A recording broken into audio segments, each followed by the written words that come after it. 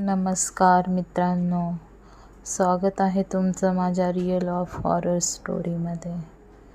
आज मी तुमच्यासाठी एक भयानक असा अनुभव घेऊन आली आहे. ही स्टोरी आहे माझ्या मैत्रिणीची, जिचं नाव होतं लक्ष्मी. आम्ही साधारण 12 वर्षाच्या असू, म्हणजे मी पण 12 वर्षाचीच होते आणि तीसुद्धा. तर पहिल्याच्या काळामध्ये कसं, म्हणजे पहिल्याचा काळ म्हणजे साधारण ही गोष्ट आहे 2007 का 2005ची. त्यावेळेला पण आहे ना, एवढं काय आपल्याकडं गरीब लोकांकडे काही गिझर वगैरे नव्हते आणि आम्ही एकदम साध्या रूममध्ये राहायचो.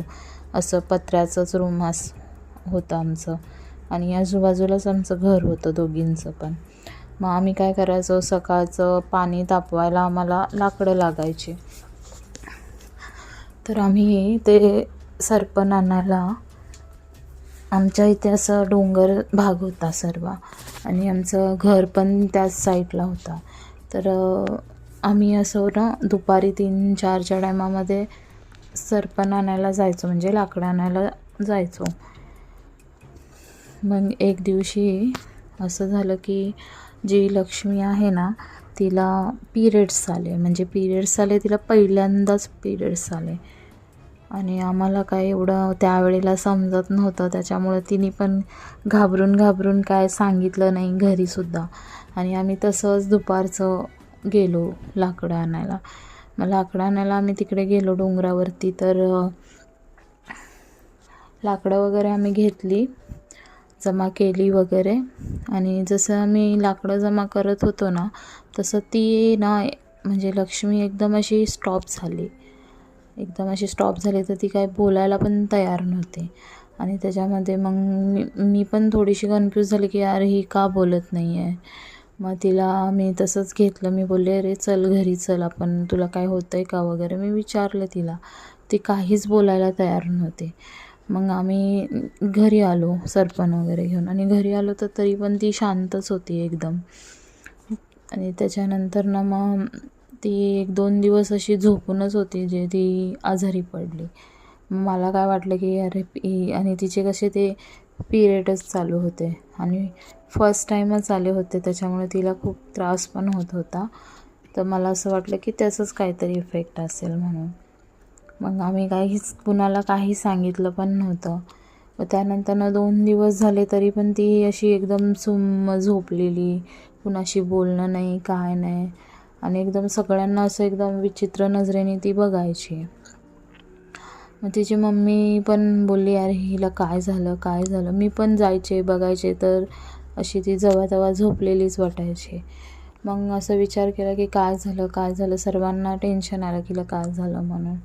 मग तेव्हा तिने सांगितलं की तिच्या मम्मीला की बाई आई मला म्हणजे पिरियड्स आले म्हणून, असं तिने सांगितलं.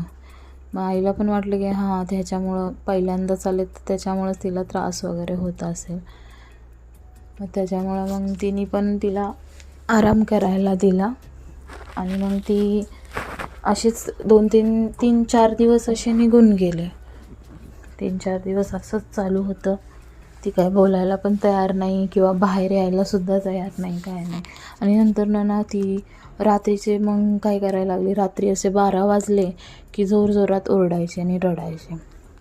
बरोबर ती आहे ना 11 ते 1च्या टायमामध्ये, म्हणजे ह्या 2 तासामध्ये ना ती एकदम विचित्र प्रकारे वागायची.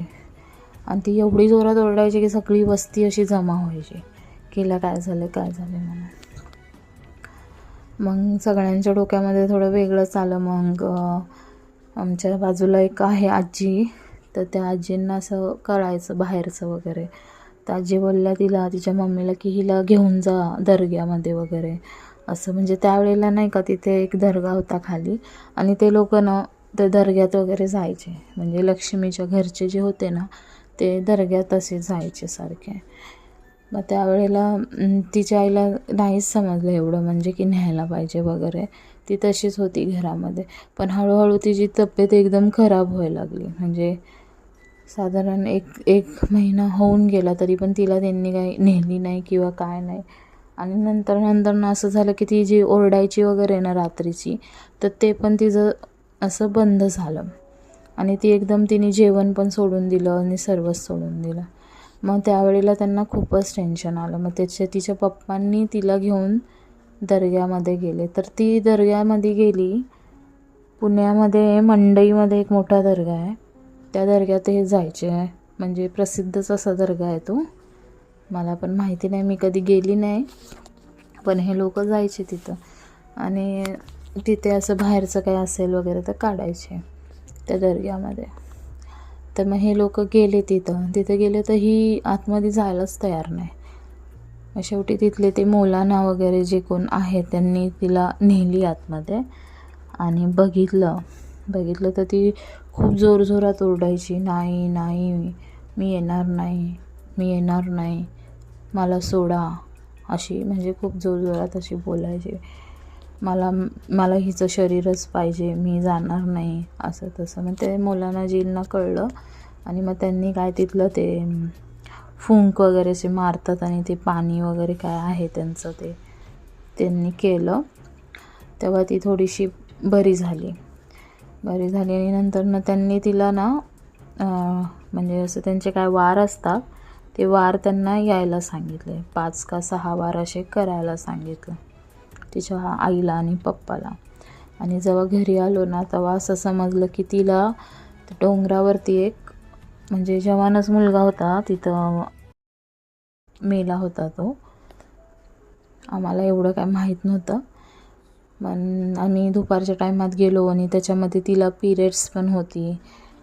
मग तिला त्या मुलाने धरलं आणि शिवाय तो बिगर लग्नाचाच होता.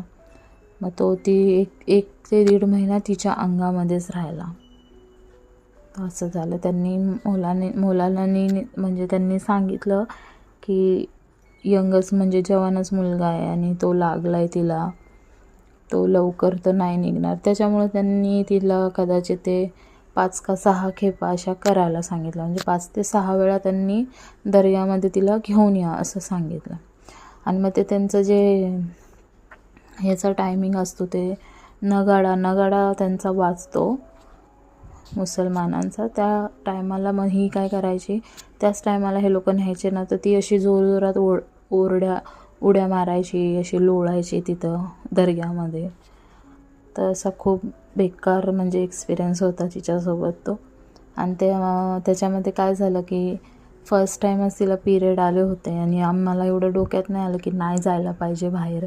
म्हणजे पूर्वीच्या काळामध्ये आम्हाला ना असं सांगायचे की बाबा तुम्ही जेव्हा शाण्या होणार म्हणजे मोठ्या होणार, फर्स्ट टाईम होणार, तर तुम्ही असं बाहेर नका जाऊ जास्त.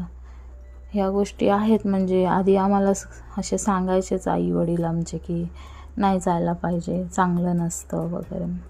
आणि त्यावेळेला आम्ही स्वतः अनुभवलं आणि तिने पण अनुभवलं. म्हणजे त्यावेळेला हे लोकांनी जर तिला दर्ग्यात वगैरे नेली नसती ना तर 100% की त्यांनी तिला नेलंच असतं. आणि त्याच्यामध्ये त्याचं कसं त्यांनी फाशी घेऊन मेलाला आणि ते पण तो मुलीसाठीच त्यांनी तिथं. आणि नेमकं आम्ही तिथनं आलो असं झालं.